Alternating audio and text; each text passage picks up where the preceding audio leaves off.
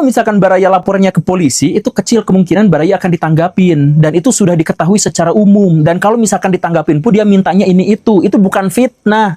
Itu sudah menjadi fenomena dan sudah menjadi rahasia umum yang diketahui bersama. Kenapa itu bisa terjadi dan kenapa itu tidak diselesaikan? Kenapa tidak ada orang yang cukup berani untuk bisa berhadapan dengan kasus sebesar ini, fenomena sekeras ini?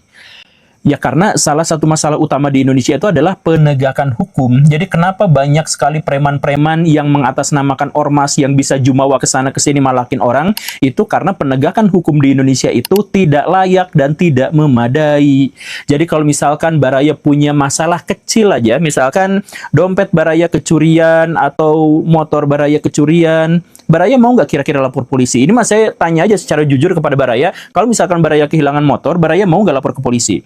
Kalaupun Baraya mau lapor ke polisi, maka yang dilakukan itu adalah bikin administrasi, surat pelaporan, apa dan sebagainya. Kadang-kadang juga diomelin, kenapa tuh nggak hati-hati, bla bla bla bla bla. Dan motor Baraya mungkin tidak akan kembali.